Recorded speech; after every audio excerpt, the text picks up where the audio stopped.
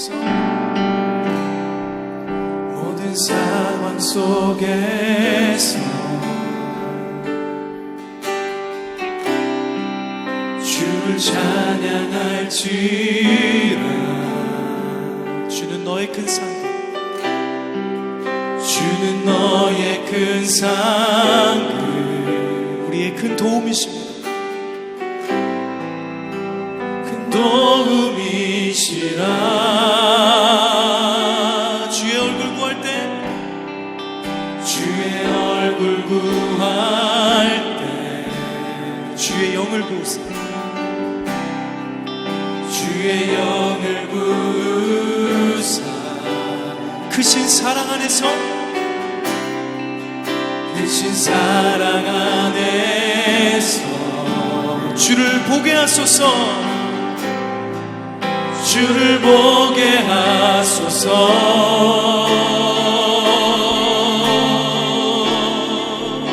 내 영혼이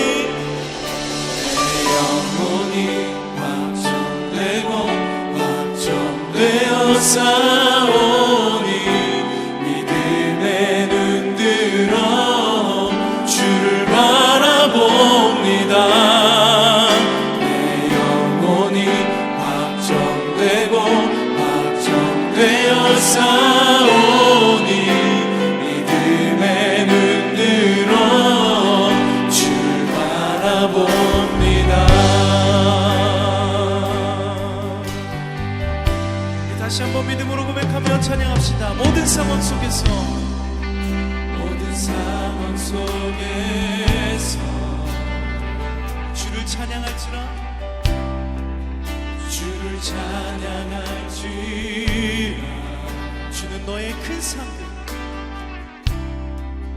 주는 너의 큰 상급, 큰 도움이시라. 큰 도움이시라. 주의 얼굴 구할 때, 주의 얼굴 구할 때 주의 영을 구우사. 주의 영을 구우사.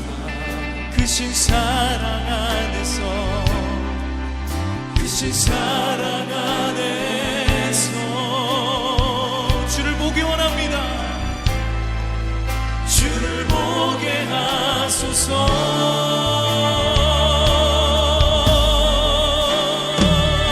내 영혼이 확정되어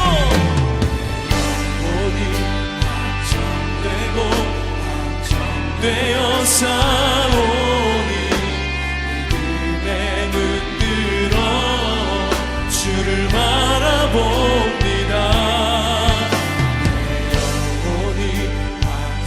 내 영혼이 확정되어 싸우니 믿음에 눈들어 주를 바라봅니다.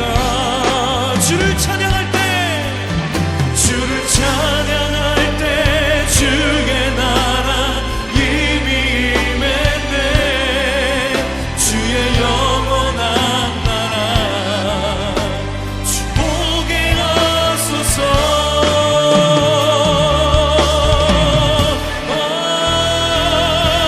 내 영혼이 확정되어 싸우니 믿음에 눈들어 주를 바라봅니다. 내 영혼이 확정되어 싸우니 믿음에 눈들어 주를 바라봅니다. 선포합니다. 내 영혼이 확정되고, 내 영혼이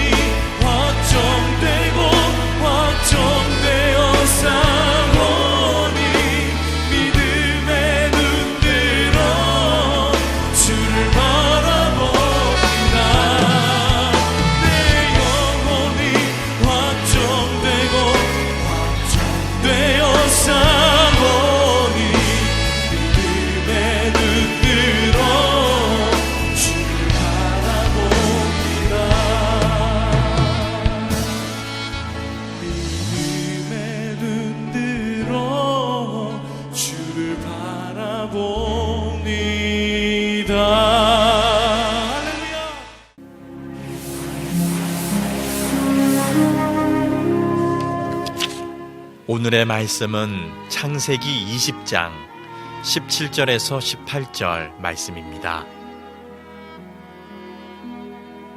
아브라함이 하나님께 기도하매 하나님이 아비멜렉과 그의 아내와 여종을 치료하사 출산하게 하셨으니 여호와께서 이왕에 아브라함의 아내 사라의 일로 아비멜렉의 집에 모든 태를 닫으셨음이더라.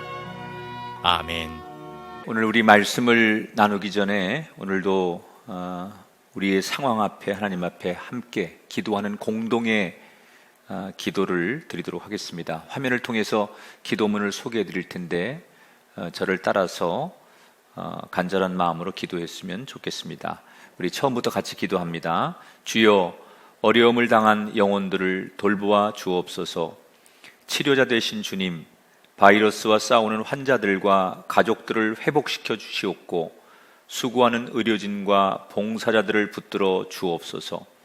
선한 목자 되신 주님, 경제적 타격을 입은 가정과 소외된 곳에서 외로이 버티는 모든 이들을 감싸 안아 주옵시고 주님 안에서 다시 일어서고 결국에는 승리하게 하옵소서.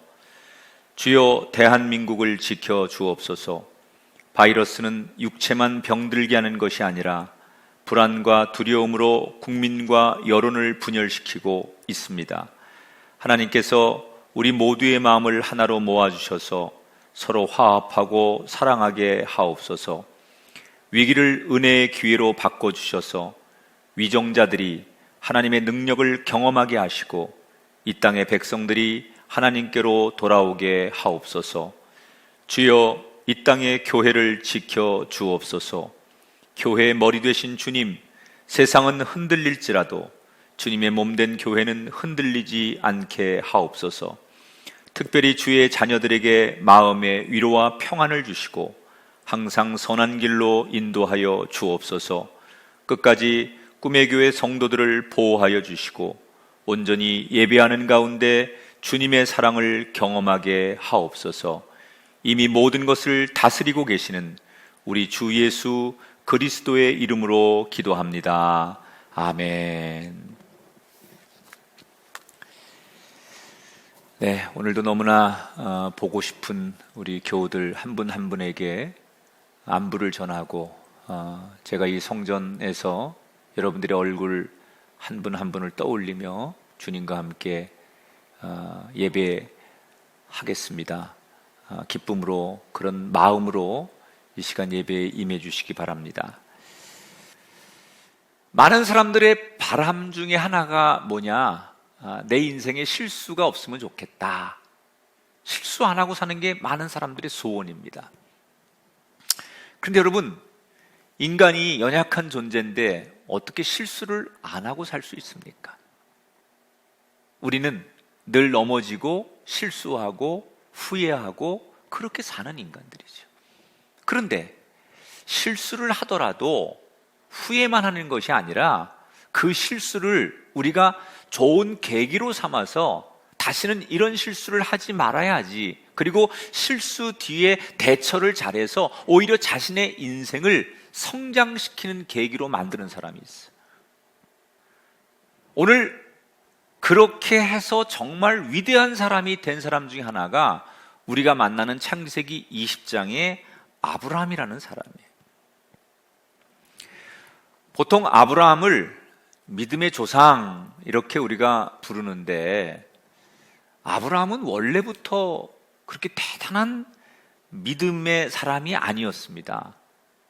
처음에는 실수도 많고 또 망신도 많이 당하고, 참 인간적으로 보면 조금은 우리가 믿음의 조상이라고 부르기에는 너무나 부족함이 많았던 사람이에요. 그런데 실수하고 망신당할 때마다 그것을 계기로 조금씩 그의 믿음이 성장해 가면서 우리가 어느 날 그를 가리켜 믿음의 조상이라고 부르게 된 거예요. 처음부터 위대한 탁월한 믿음의 사람이 아니라 실수하고 또 넘어졌지만 그것을 계기로 계속 조금씩 성장해 나가다 보니 위대한 사람이 되었다는 거예요. 오늘 저와 여러분도 지난 날을 돌아보면 많은 후회와 실수에 가슴 아파하면서 그 실수 때문에 주저앉는 인생이 아니라 그 실수를 계기로 내가 어떤 인생이 될까를 고민하면 조금씩 조금씩 성장하는 인생이 될 수 있다. 어떻게 실수를 대처할 것인가? 자, 지난 시간에 지금 이 아브라함이 소돔과 고모라를 향하여 중보하고 하나님 그 중보 기도를 들으셔서 이 소돔과 고모라가 심판을 받는데 롯과 그의 가족들을 건져주셨어요. 그런데 문제는 건진받은 롯이 알량한 자존심 때문에 아브라함이나 하나님께로 돌아가지 않고 그냥 산속 깊은 곳으로 들어가서 자기 멋대로 살다가 큰 죄를 저지르게 됩니다. 그리고는 면목이 없어서 더 아브라함과 하나님 앞에 나오지 못하고 그들은 깊은 산으로 들어가서 세상 사람과 단절을 하고 살아요. 소식이 끊긴 이 롯을 생각하면서 아브라함은 마음이 아팠습니다. 도대체 사라는 있는 건지, 어디 가서 뭘 하고 있는 건지, 롯을 그리워하고 걱정하는데 그 걱정과 그리움이 하나님에 대한 실망, 원망으로 바뀌는 거예요. 내가 그렇게 중보하며 롯을 지켜달라고 했는데 하나님, 도대체 이 롯이 살았는지 죽었는지도 모르고 내가 살고 있는데 하나님은 뭐 하시는 겁니까? 제가 지난 시간에 그런 얘기를 드렸어요. 사람이 큰 어떤 사건 또는 재난을 만나면 평생 그 두려움, 끔찍한 현장에서 벗어나지 못하고 사는 사람이 많다고. 그 심리적인 병이죠. 마음의 병, 트라우마. 아브라함은 소돔과 고모라가 멸망하는 모습을 보고 그런 마음의 병이 있었던 것 같아요. 꿈속에서도 불타오르는 소돔과 고모라가 보이고 눈을 떠도 그 안에서 고통받았을 사람들과 롯을 생각하니까 제정신으로 살 수가 없는 거예요. 마음이 미칠 것만 같은 거예요. 그 마음의 상처를 다 견디지 못한 아브라함은 어느 날 이런 생각을 합니다. 오늘 1절의 말씀을 그냥 한글 버전으로 읽으면 좀 와닿지 않아서 제가 히브리어 성경으로 읽어서 이걸 좀 번역했어요. 한번 히브리어 원문을 번역한 성경을 읽어보도록 하겠습니다. 아브라함이 거기서 남쪽 광야로 이동했다. 그리고 가데스와 술 사이에 정착했다. 아브라함이 그랄에 있을 때. 자, 아브라함은 지금 정신적인 충격을 이기지 못해서 마음이 계속 괴로운 거예요.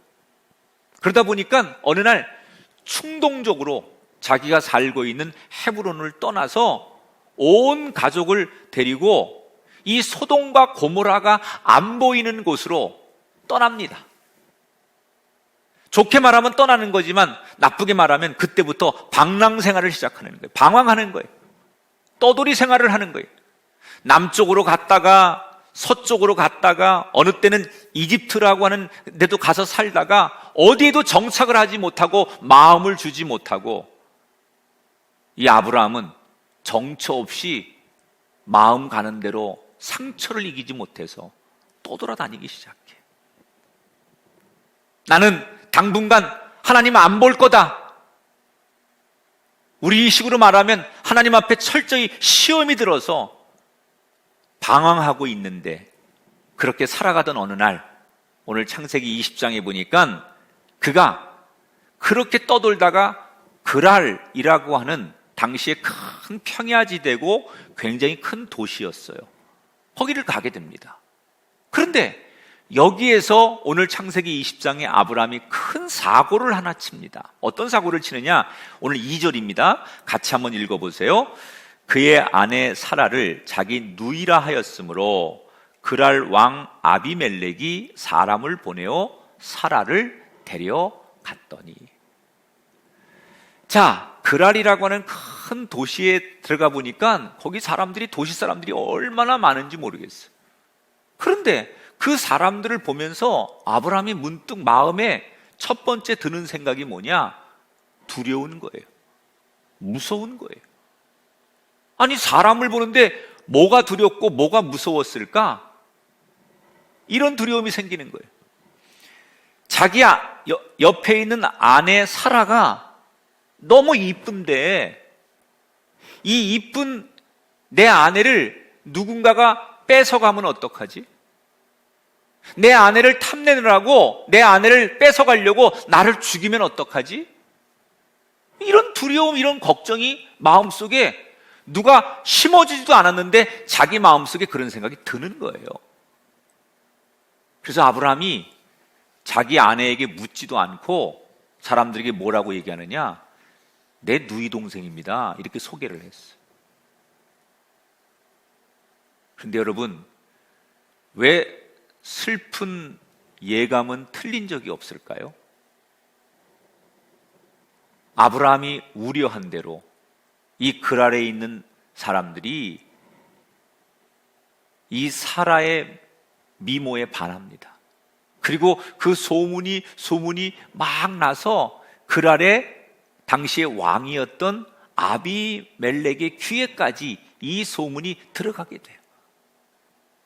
아비멜렉이 딱 보니까 너무너무 예쁜 여자인데 그 오빠는 돈도 많아.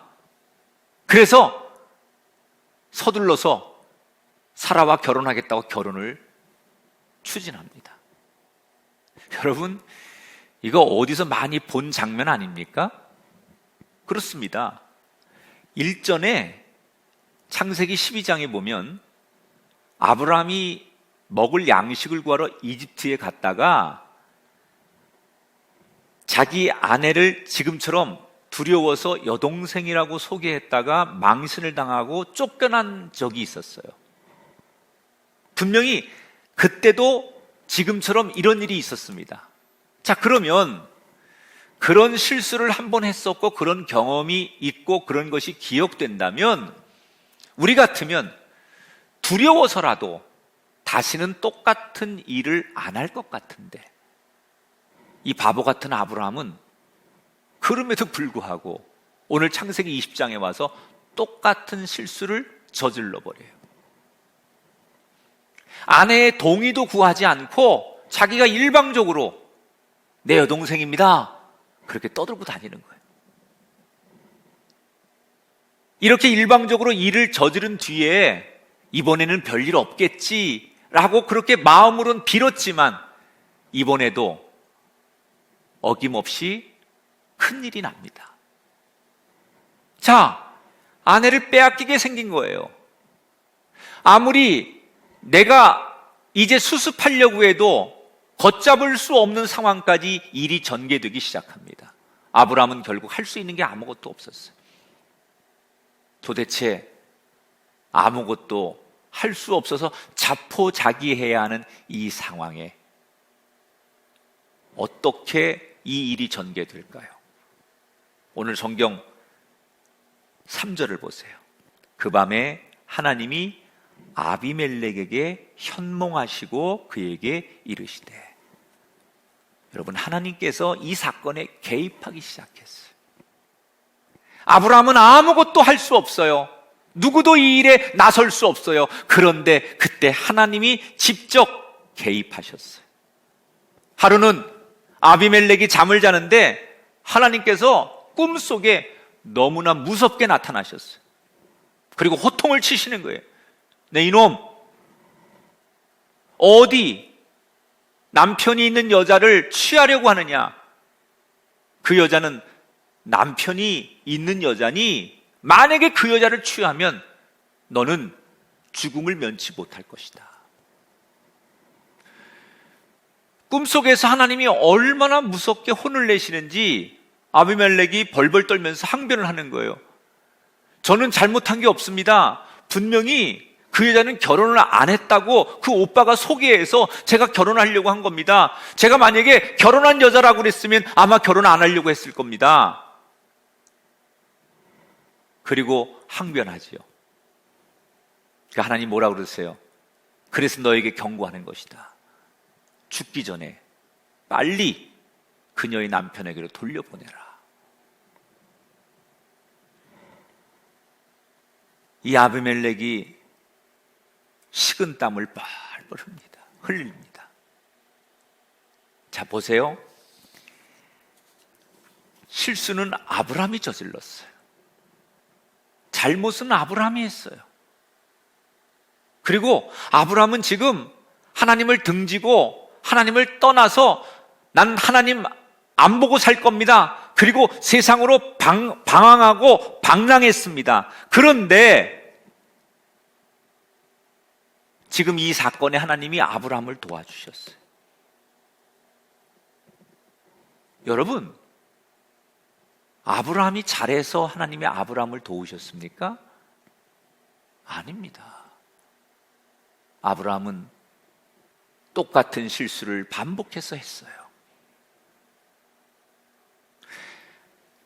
아브라함이 잘해서 하나님께서 아브라함을 지켜주고 보호할 수 없는 상황이에요. 그런데 하나님이 무엇 때문에 아브라함을 보호하시고 도와주시느냐? 그냥 일방적으로 아브라함을 사랑하시는 거예요. 하나님이 약속하신 것을 지키는 거예요. 이걸 우리는 뭐라고 말하느냐? 이걸 하나님의 은혜라고 말하는 거예요. 하나님의 은혜로 산다는 게 뭐냐? 내 행위와 내 삶의 모습과 상관없이 나를 언제나 동일하게 사랑해 주시는 하나님, 그게 하나님의 은혜예요. 결국 아브라함이 살게 되고 아브라함이 고통을 벗어나게 된 것은 아브라함이 잘해서가 아니라 하나님의 은혜 때문이라는 거예요. 여러분, 이 아브라함의 모습이 오늘 이 시대를 살아가는 우리들의 모습 아닙니까? 우리는 날마다 반복된 실수, 반복된 잘못, 그리고 늘 후회하는 이런 반복된 패턴으로 우리가 살아가지요. 번번이 우리가 하나님 앞에 같은 잘못을 범함에도 불구하고 하나님은 언제나 우리를 용서하시고 우리가 돌아오기를 바라시고 오늘도 우리의 손을 잡아주고 계시잖아요. 그게 은혜지요.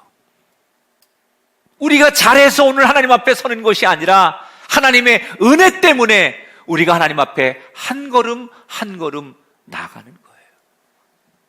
그러므로 오늘도 우리는 내가 잘한 것보다는 하나님의 은혜를 기억해야 돼요. 내가 무엇을 했든 간에 그 은혜가 없이는 내가 오늘 이 자리에 있을 수 없는 사람인데 그 은혜가 나를 살렸고 그 은혜 때문에 내가 여기 있으니까 하나님 내게 은혜 주시니 감사합니다. 그 은혜 앞에 엎드리는 예배자, 그 은혜 앞에 찬송하며 눈물 흘리는 사람,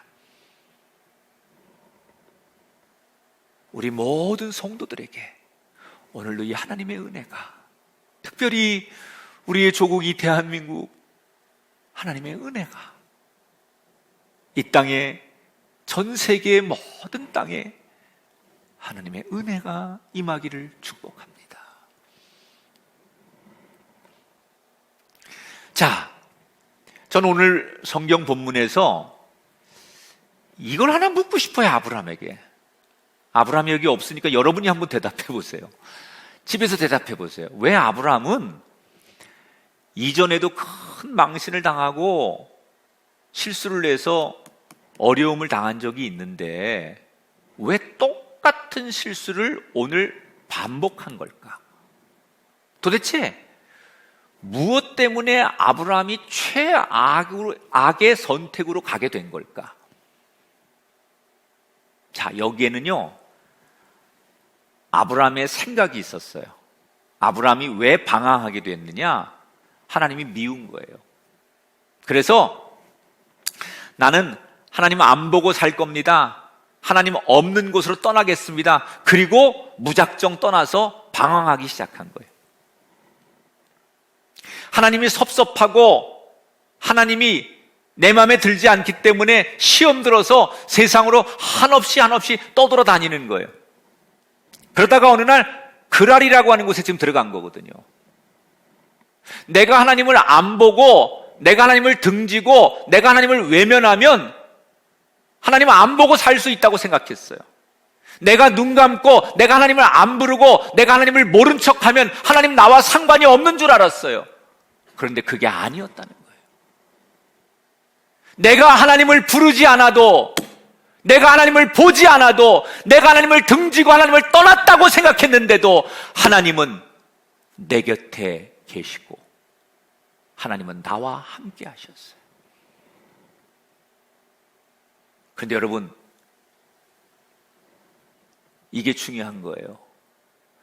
아브라함이 하나님을 외면하니까 사람이 보이기 시작해요. 하나님을 등지니까 사람들이 보이는 거예요. 그 사람들이 보이니까 누가 말하지도 않았는데 먼저 내 마음에 두려움이 생기는 거예요. 그래서 자기도 모르게 이기적인 선택을 하는 거예요.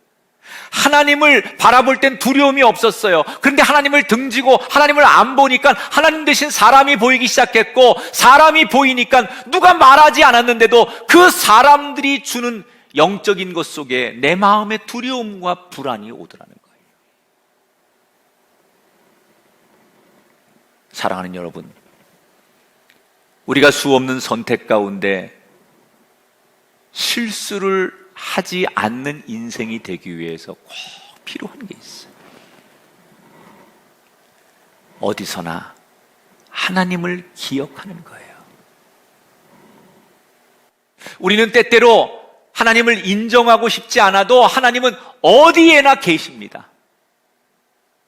아브라함이 하나님을 외면하고 하나님을 등졌을지라도 그 아래에도 하나님은 여전히 계셨어요. 사람들이 많은 그곳에서도 아브라함이 하나님을 부르거나 하나님과 동행한다고 생각하지 않았는데도 하나님은 그곳에 아브라함과 함께 여전히 계셨어요. 아브라함에게 함께 하셨던 그 하나님은 지금도 우리와 함께 하세요. 만약에 아브라함이 그때 그 글 아래에서 이방 사람들, 세상 사람들을 보지 않고 하나님을 먼저 봤다면 그랄 사람들이 두려울 이유가 없었을 거예요. 어려움에 빠진 아브라함을 도우신 하나님, 죽음의 골짜기에서도, 풀무불에서도, 광야에서도, 바다 한복판에서도 길을 여시고 인도하신 하나님, 그 하나님이 지금 우리와 함께 하시고 이 나라, 우리 교회, 여러분의 가정에 때로는 위로도 해주시고 다급하면 직접 개입도 하시고 어느 때는 옆에서 코칭도 해주시면서 이 땅을 다스리고 계신 것을 믿으시기 바랍니다. 여러분, 이 아브라함의 실수를 우리는 기억해야 돼요. 사람 보고 세상을 보며 두려워하는 그런 겁쟁이가 되지 마시고 믿음의 눈으로 하나님을 보셔서 그랄 같은 세상도 다스리시는 그 하나님을 바라보고 그 하나님을 노래하는 저와 여러분이 되기를 주님의 이름으로 축원합니다. 아브라함이 계속 지금 꿈을 꾸고 있는 거예요. 하나님께서 꿈속에서 마지막 이런 명령을 내리세요. 7절 다 같이 한번 읽어보세요. 그 사람의 아내를 돌려보내라. 그는 선지자라. 그가 너를 위하여 기도하리니. 자, 여기 저는 굉장히 중요한 단어 하나가 등장해요. 하나님이 아비멜렉이라는 사람에게 아브라함을 뭐라고 소개하느냐? 그는 선지자라 그랬어요. 여러분, 선지자가 얼마나 거룩한 사람이고 얼마나 하나님 앞에 쓰임받는 사람이고 하나님의 나라 위에 일하는 사람입니까? 그런데 지금 아브라함이 이 선지자라는 호칭을 받을 만한 자격입니까? 하나님 안 보겠다고 등지고 하나님을 떠나서 방황하고 세상으로 나가 살면서 자기 멋대로 살다가 지금 이런 엄청난 실수를 하는 아브라함에게 이런 호칭이 여러분 어울립니까? 그런데 하나님은 뭐라고 말씀하세요? 여전히 아브라함을 선지자라고 불러주셨어요. 우리가 오늘 잃어버린 게 있어요. 내 정체성, 내가 누구인지를 잃어버렸다는 거예요. 여러분 누구십니까? 여러분 자신을 찾으셔야 돼요. 나는 하나님의 사랑하는 선지자라. 내가 아니라고 부정해도, 내가 고개를 가로저어도, 내가 내 자신을 보며 초라할지라도 여전히 하나님은 나를 향하여 그는 내 백성이고 그는 내 사랑하는 자고 그는 내 선지자라. 내가 나를 평가하는 것이 아니라 하나님이 나를 평가하는 음성을 들어보세요. 이 시간 각 가정에서 어려운 형편 가운데 예배하신 여러분을 향해 하나님이 당당하게 소개하고 계세요. 너는 내 백성이다. 너는 내 자녀고 너는 내 선지자니라. 오늘 여러분에게 이 주님의 평가의 음성이 들려지게 되시기를 주의 이름으로 축원합니다. 이 아비멜렉이 상황을 이렇게 정리하죠. 세 가지를 여기서 이 아비멜렉이 결정해요. 첫째, 내가 모르고 내 아내와 결혼하려고 했는데 어쨌든 간에 이제 그럴 수 없으니 이 결혼이 파기된 배상으로 내가 가축과 종과 은 1,000세겔을 주겠다 그래요. 그런데 여기서요 1,000세겔이라는 것은 그 당시에 바빌론의 노동자가 꼬박 167년을 일해야만 벌어들일 수 있는 엄청난 양이 은 1,000세겔이에요. 원래 그 문헌에 보면 중동에서는 신들이 결혼할 때 주고받는 돈의 단위가 1,000세겔이에요. 그러니까 이 말은 아비멜렉이라는 왕이 겉으로는 지금 아브라함에게 배상을 하고 있는 것 같지만 이 아비멜렉이 진짜 의식하는 건 아브라함이 아니라 하나님을 의식하고 있다는 걸 보여주는 거예요. 하나님 보고 계시죠? 두 번째, 사라를 보내면서 뭐라고 얘기하느냐? 너희들이 이 땅이 다 내 땅인데 너희들이 가다가 가지고 싶은 만큼 원하는 곳에서 살아라. 여러분, 아비멜렉이 아브라함이 뭐가 이뻐서 그러는 게 아니에요. 그 아브라함 뒤에 계신 하나님이 너무나 무서웠기 때문에 그 하나님 보고 그렇게 말하는 거예요. 그 다음에 세 번째, 뭐라고 말하느냐? 하나님이 나한테 너보고 기도를 받으란다. 나를 위해 축복기도 해줘라. 하나님이 그렇게 말씀하셨다. 내가 이유는 모르지만 나를 위해 네가 기도하면 그 기도를 받으라고 하시니 나를 위해 기도해봐라. 이렇게 왕이 얘기해요. 자, 이때 아브라함이 첫 번째, 두 번째 조건에 대해서는 뭐 그냥 담담하게 받아들이다가 이 세 번째 조건에 가서 아브라함이 헉 하고 숨이 막히는 거예요. 왜냐? 아니, 나 같은 놈이 기도할 자격이 있을까? 내가 지금 이 상황에서 기도한다는 게 이게 맞는 걸까? 내가 나를 너무 잘 알잖아요. 지금 이 상황은 다른 사람은 몰라도 아브라함은 너무너무 잘 알잖아요. 자신의 영적인 상태나 하나님과의 관계 앞에서 내가 어떻게 하나님의 이름으로 누구를 축복해요? 하나님이 나보고 축복하라고 하셨다는데 내가 정말 그럴 만한 자격이 있으며 그럴 만한 능력이 있으며 그럴 만한 은혜가 나에게 있는가? 아무리 생각해봐도 아닌 것 같은데 왕이 재차 추궁을 합니다. 너의 신께서 나를 위해 기도하라는데 왜 안 하느냐? 그러니까 아브라함이 고민을 하다가 오늘 17절에 보니까 같이 읽어보세요. 17절 시작. 아브라함이 하나님께 기도하며 하나님이 아비멜렉과 그의 아내와 여종을 치료하사 출산하게 하셨으니. 아브라함이 두 손을 높이 들고 아비멜렉과 그의 집을 위해서 축복 기도를 해주는 거예요.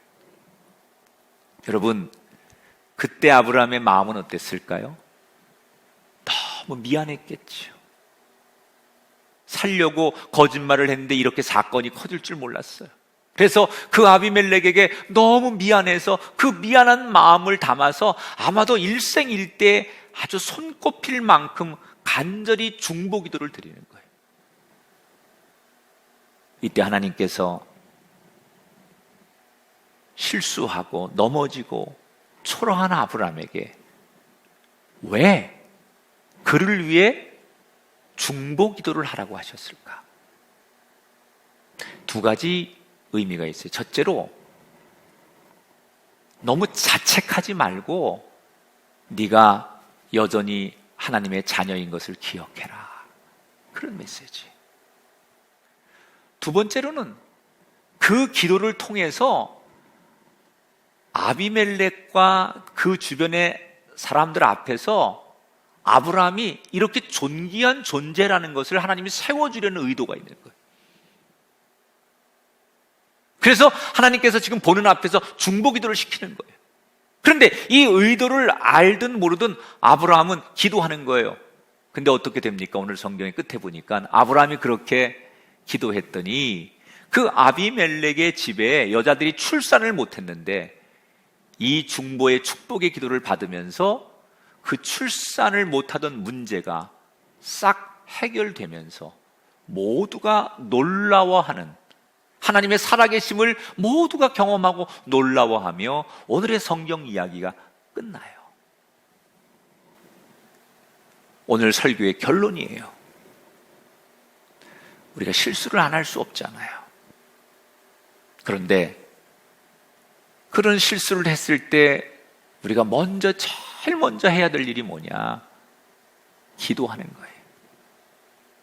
기도하는 거예요.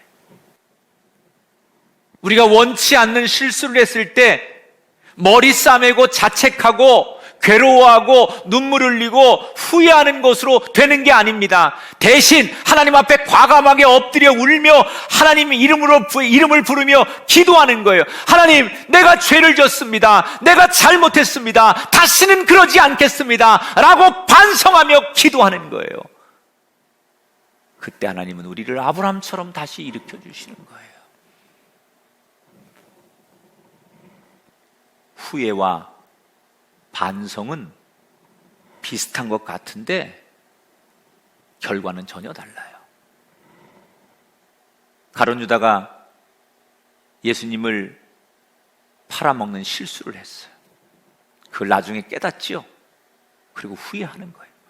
내가 왜 그랬을까? 나는 이제 어떻게 살아야 되나? 자기 자신을 스스로 인간 쓰레기로 취급하고 비하하다가 스스로 목숨을 끊고 죽습니다. 꿇고 기도하십시오. 하나님께 나아가면 회복됩니다. 어린아이처럼 엄마를 부르고 아빠를 부르듯이 우리 인생에 넘어지는 순간이 오거든 하나님을 울부짖어 부르십시오.